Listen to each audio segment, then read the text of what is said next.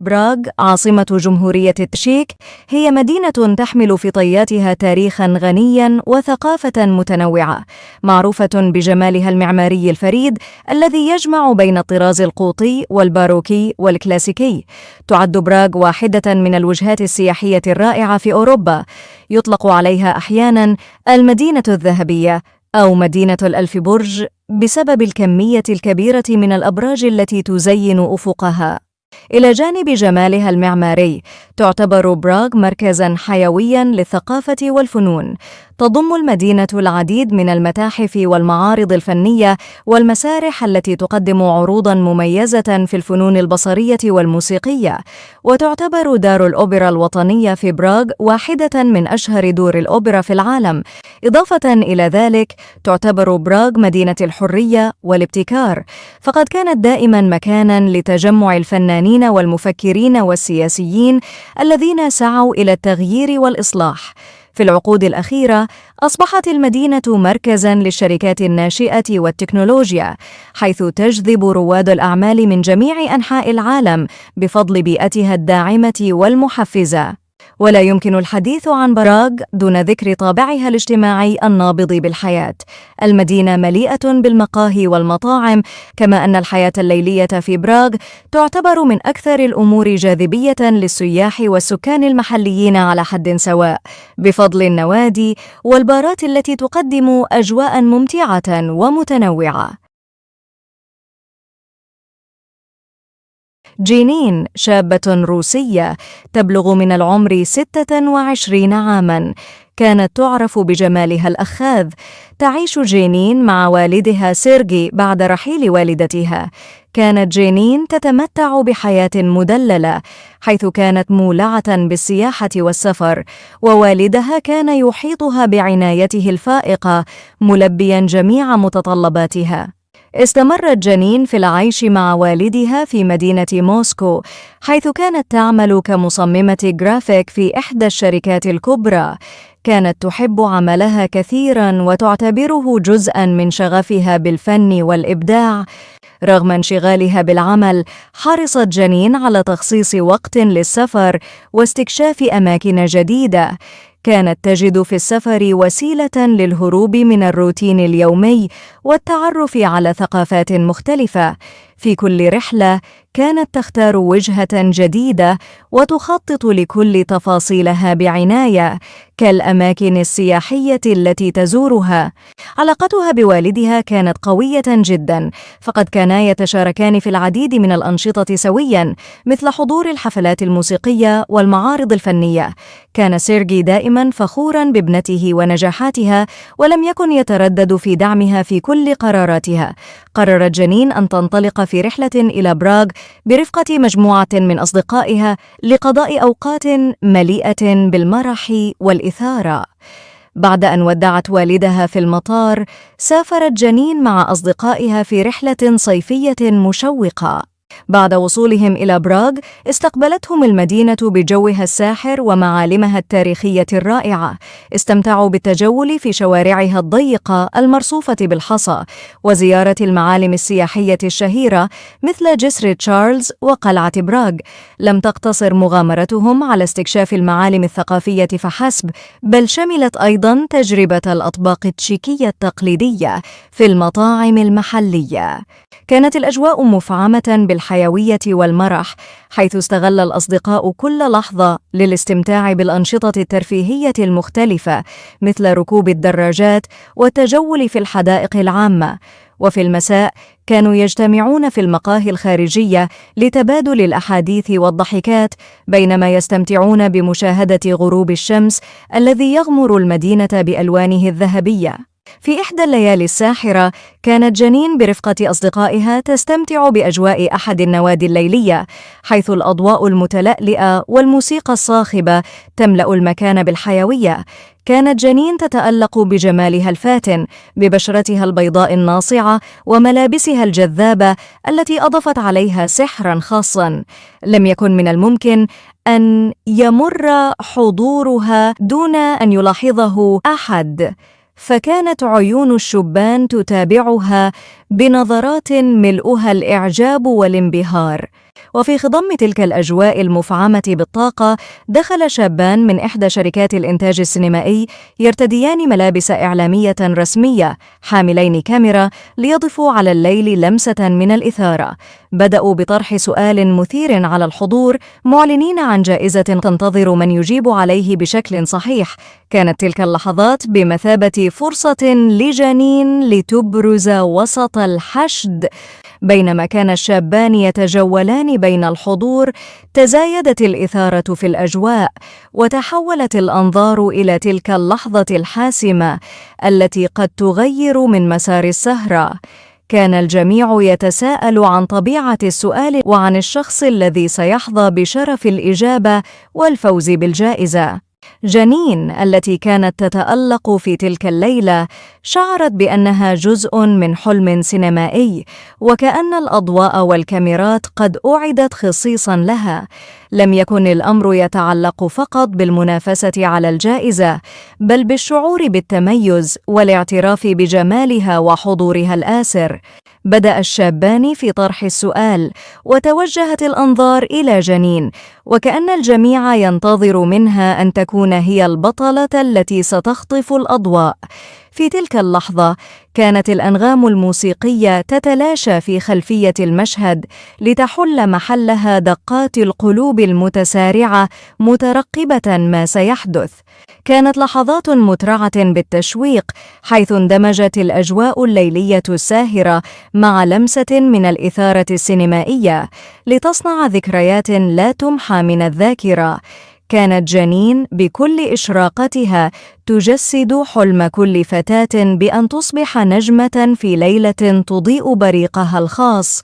بعد لحظات من التفكير العميق والتركيز، تمكنت جنين من تقديم الإجابة الصحيحة على السؤال المطروح، فارتسمت علامات الفرح الغامر على وجهها وسط تصفيق وتشجيع من أصدقائها وكل من في النادي.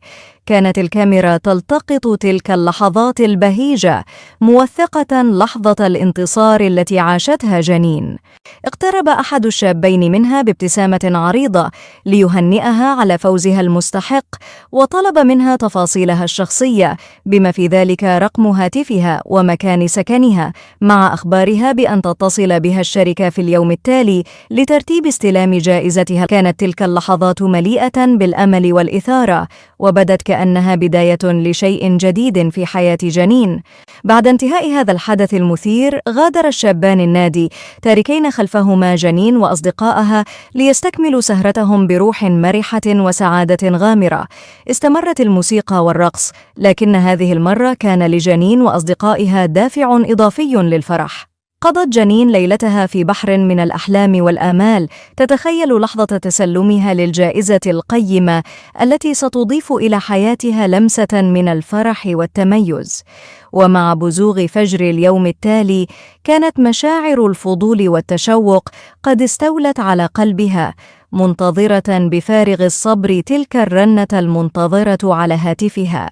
لكن ساعات الانتظار تحولت إلى يوم كامل ولم يصلها أي اتصال، ومع مرور الوقت بدأت مشاعر الإحباط تتسلل إلى قلبها، حتى وصل الأمر إلى مرور يومين دون أي خبر.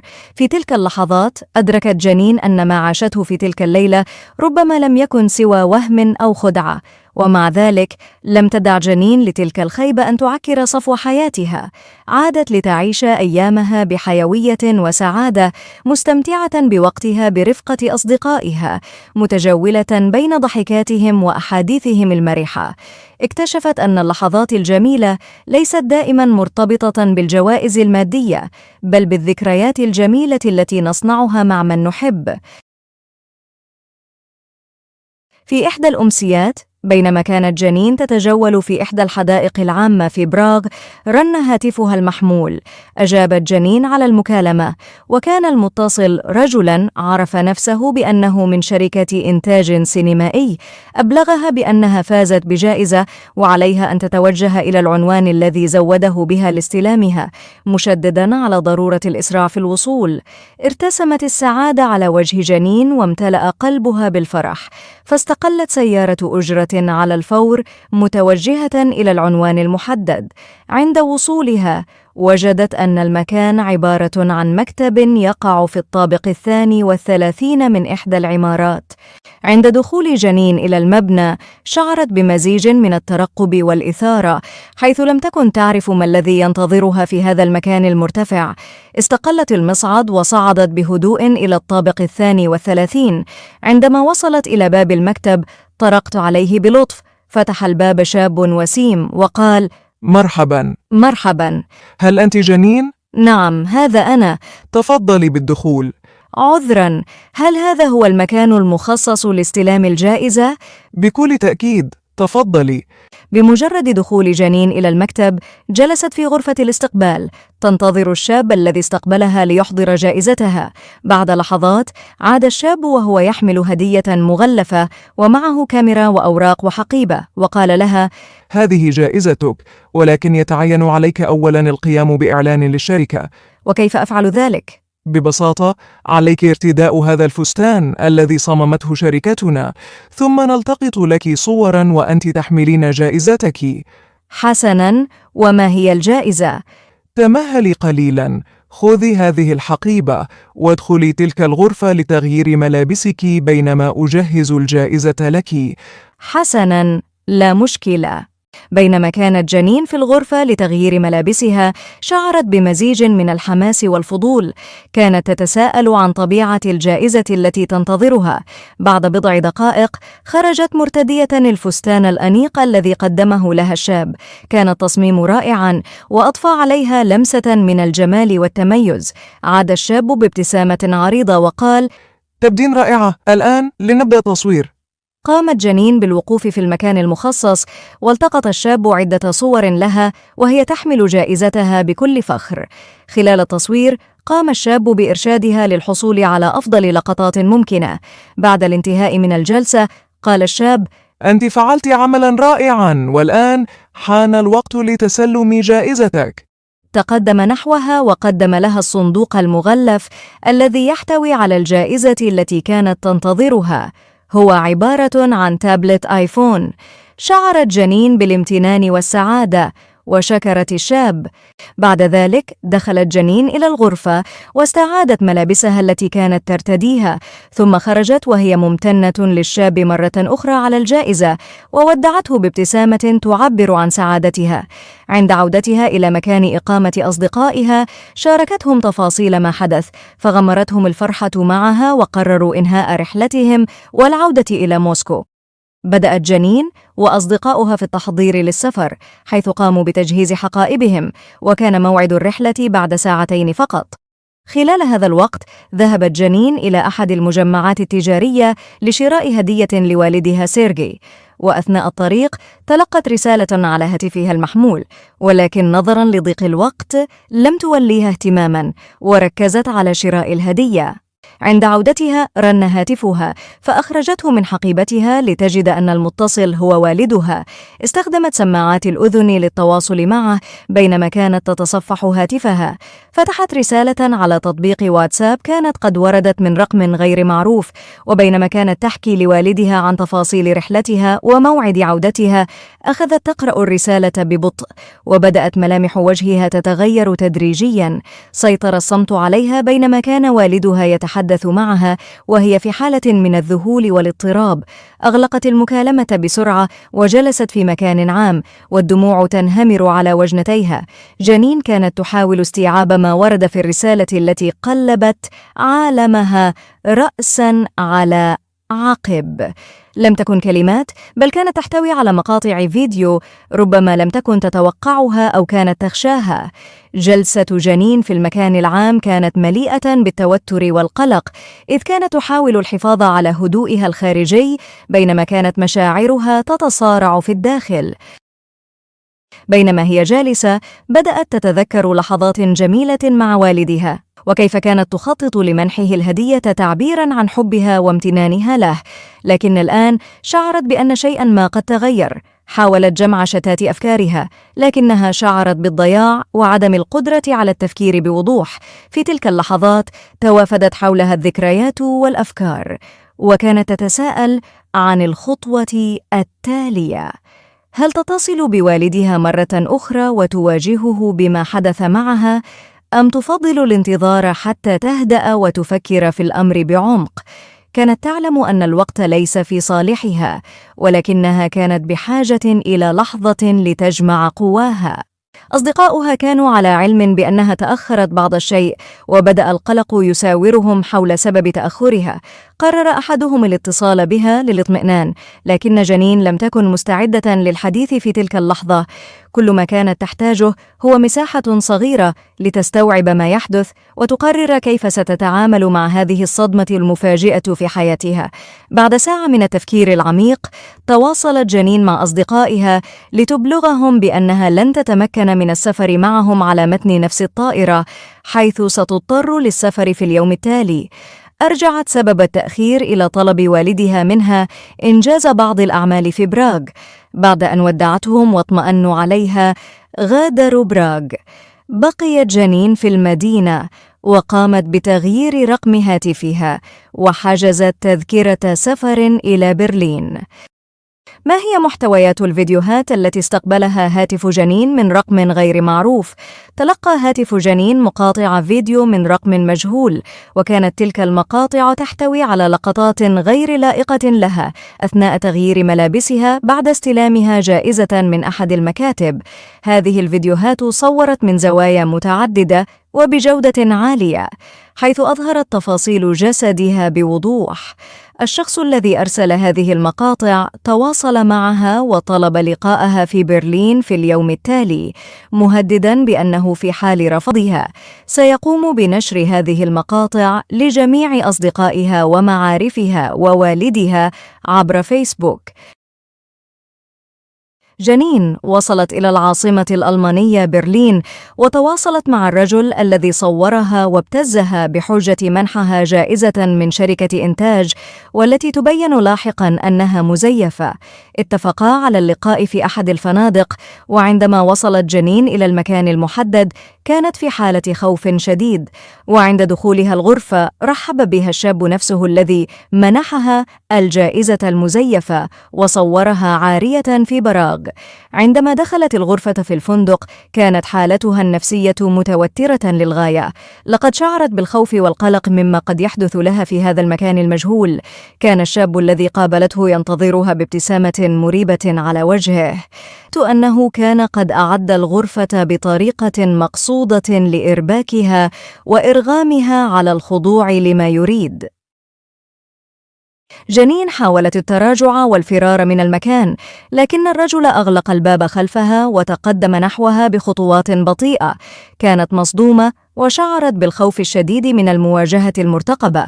في هذه اللحظة الحرجة كان عليها أن تفكر بسرعة في طريقة للنجاة وإبعاد نفسها من هذا الموقف الخطير. حين ألقى عليها التحية لم ترد جنين لأنها كانت في حالة من الرعب والخوف. سألها الشاب: لماذا خائفة؟ لا أعتزم إيذاءك بأي حال. ردت عليه: ماذا تريد مني؟ ولماذا خدعتني؟ فأجابها: اهدئي، سنتحدث بعد تناول وجبة سريعة. لكنها قالت: لست جائعة، أرجوك أخبرني بما لديك، أريد الذهاب، فوالدي قلق جدا علي. ظل الشاب صامتا متأملا في جاذبيتها وعينيها وتفاصيلها كافة. سأوضح لك ما أريده قريبا، ولكن علينا أن نبقى هنا حتى المساء. بعد ذلك سنغادر إلى مكان آخر حيث ستفهمين كل شيء. فقط تحلي بالصبر ولا تقلقي. عند حلول المساء خرج الشاب بصحبة جنين واستقلا السيارة متجهين إلى أطراف مدينة برلين إلى منطقة شعبية. كانت جنين تشعر بالقلق مع كل خطوة يخطوها نحو ذلك المنزل القديم المنعزل. عم الهدوء في البلدة مما زاد من حدة توترها. المنزل الذي دخلاه بدا كأنه قد عاصر الزمن، بأرضيات خشبية تنوح وضوء خافت يتسلل من النوافذ المكسورة. الجو كان بارداً، فشعرت جنين برعشة تخترق عظامها. حين أحضر الشاب الحطب وأشعل النار في الموقد بدأ الدفء يعود شيئاً فشيئاً إلى جسدها، وخففت أزيز الرياح المخيف من حولهم. جلس الرجل بالقرب منها وقال: إذا قابلت عرضي أعدك أنه بحلول مساء الغد سأسمح لك بالعودة إلى والدك في موسكو. ردت جنين وهي تبكي بصمت: أنا موافقة، ولكن لا تؤذني، فأنا ما زلت عذراء ولم أقم بهذا مع أحد طوال حياتي. استمع الرجل لها بصمت يراقب دموعها وخوفها، لكنه قاطعها قائلا: أنت مخطئة، فأنا لا أريد أن أضاجعك ولن أقدم على ذلك مطلقا. تفاجأت جنين من ذلك ونظرت إليه بدهشة. استمعي إلي جيدا، هل لديك خبرة سابقة في تقديم بث مباشر عبر الإنترنت؟ فأجابته: لماذا تسأل؟ فرد عليها قائلا: لدي مدونة إلكترونية صممتها خصيصا لتحقيق الأرباح. كانت جنين تصغي إليه بفضول كبير: وما علاقتي بهذا الأمر؟ فأجابها: اسمعي ولا تقاطعيني حتى أنهي حديثي. عليك أن تدركي أنك ستنفذين طلباتي، أحببت ذلك أم لا؟ أتفهمين؟ فأجابت بخوف: نعم. فقال لها: لقد عملت على هذه المدونة لمدة 10 سنوات وأحقق منها أرباحا جيدة، حيث أستدرج الفتيات الجميلات التي يأتين إلى براغ فقط وأغريهن بأشياء لا يمكنهن مقاومتها، ثم أصورهن في أوضاع حساسة وأحتفظ بالصور، وبعد ذلك أقوم بعملية الابتزاز. لقد نجحت خططي في الكثير من الأحيان، ولكن أحيانا أفشل، لأن بعضهن لا يكترث إذا انتشرت صورهن أو فيديوهاتهن. وعند رؤيتك في براغ قررت استدراجك بمساعدة أحد أصدقائي، والباقي تعرفينه. فسألته جنين: وما المطلوب مني؟ فرد قائلا: المطلوب يا عزيزتي أن تأتي معي إلى غرفة في الطابق السفلي من المنزل وتخلعي ملابسك، وسأقوم بفتح البث المباشر لك، لكن لا تقلقي بشأن إخفاء هويتك، فسوف نعمل معا على تغيير ملامحك باستخدام الشعر المستعار والمكياج.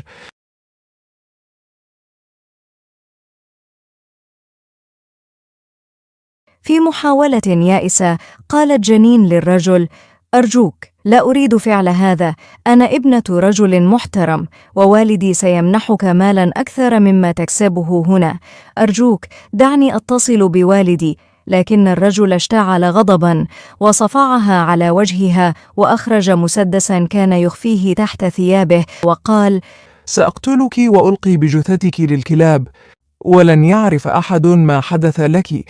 هيا تعالي معي. حاولت جنين تهدئته وقالت: أرجوك اهدأ وأبعد المسدس عني، سأفعل ما تطلب، لكن أحتاج لبعض الوقت. وافق الرجل على مضض. فكرت جنين في كيفية الخروج من هذا المأزق وهي تهدئ من روعها وتنظر إلى الساعة باستمرار.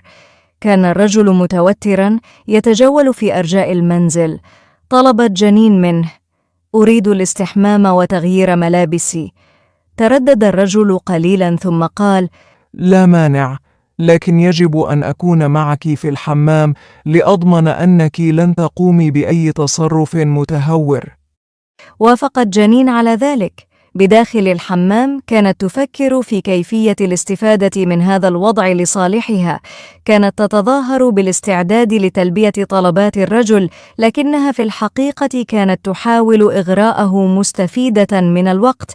بدأت تبحث بعينيها عن أي شيء يمكن استخدامه كسلاح للدفاع عن نفسها. بدأت بخلع ثيابها وهي تنظر إليه. خلال هذا الوقت كان الرجل يراقبها بعينين حذرتين، لكنه كان أيضا متوترا وغير مستقر. كان يشاهد امرأة جميلة وفاتنة بدون ثياب. بدأ يتعرق كثيرا. تقرب منها قليلا، لكنها قالت له بابتسامة: أرجوك ليس الآن، دعني أكمل وسأقضي معك لحظات مثيرة، ونكمل ما أنا هنا من أجله. بينما كانت جنين تحاول كسب الوقت، بدأ الرجل يفقد صبره، لكن بفضل هدوئها وحسن تصرفها استطاعت أن تبقيه مشغولا بالتفكير في طلباتها بدلا من التركيز على تنفيذ تهديداته. كانت جنين تفكر في خطة، وفي كل لحظة كانت تزداد عزيمتها وإصرارها على النجاة، مدركة أنها لن تستسلم بسهولة، وأنها ستقاتل بكل ما أوتيت من قوة.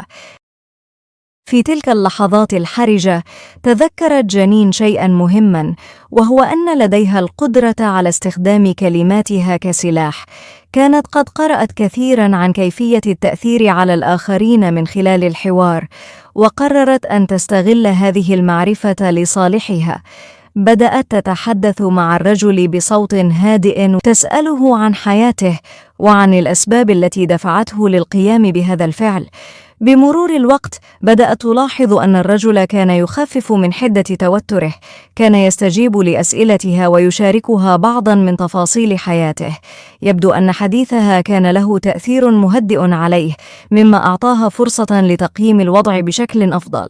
بدأت تراقب تصرفاته بعناية وتبحث عن أي نقاط ضعف في شخصيته يمكن أن تستغلها. بينما كانت تتحدث معه، استمرت في مسح الحمام بعينيها، محاولة إيجاد أي أدوات قد تساعدها في الهرب.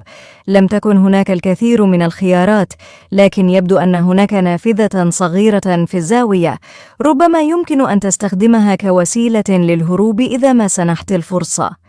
استمرت في الحديث معه محاولة إلهائه، ومع كل جملة كانت تقولها كانت تخطط في ذهنها لكيفية الوصول إلى هاتفها الذي قد أخذه منها مسبقاً.